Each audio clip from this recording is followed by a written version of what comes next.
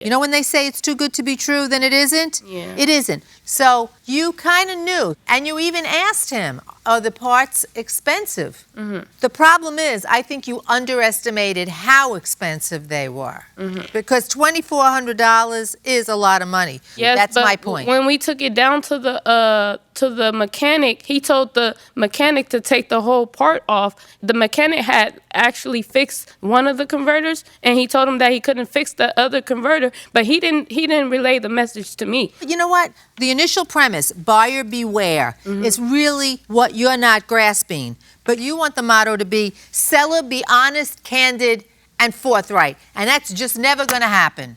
All right. Parties are excused at this time while we deliberate this matter. Thank you.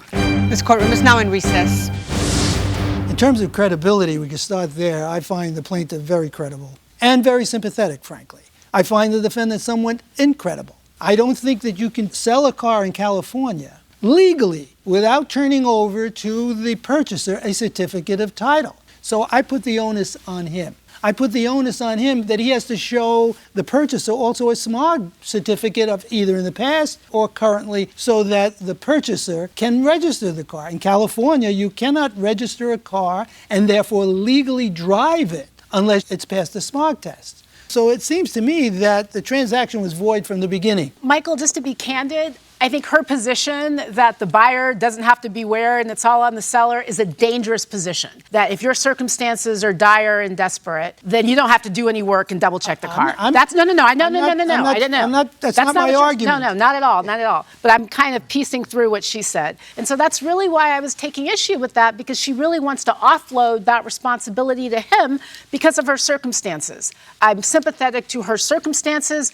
I'm not sympathetic to the position. However, there are certain circumstances under which a seller doesn't have to have a smog check. This isn't one of them. No, it's not. If the car is before, older than 75, or if it's a diesel engine. Something done within a certain. So where I ended up, because of the latter part of your examination, is he had no business selling it without the smog check. Put aside everything she said about what he said about the light and all that. I don't think that he defrauded her. I think he didn't comply with his legal obligations vis-a-vis the sale. First of all, I think that he's not credible. I didn't find him credible.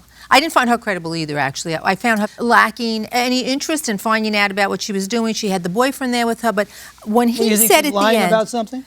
Yes. She had to believe on some level that she was getting an $8,000 car for $4,000, and she thought she was smarter than him, or that she was willing to accept that it had other things that needed to be done. That being said, I think she bought a car. She bought it as is. She has a reason to believe that perhaps the catalytic converter was something he might have had some information about. So I want to say you bought the car. I'll give you the $2,400 to fix the car, and I'll give you the $700 for the guy that should have taken care of your smog test and your things and all that you paid out, so I could do the $3,000 on that. So if we give her that money, then she gets the car in running shape. That is still $2,000 under book market, value. And he's being penalized because he sold a car and didn't comply with the rules. Correct. Otherwise, we wouldn't make him pay for anything. Correct. How much is that? So I'd be willing to give him So she's going to have the car, and then we'd give her $2,400? $2,400 and $700 for the and registration. $646 for the registration, $3,046. I would join that, $3,046. All right, we've reached a verdict,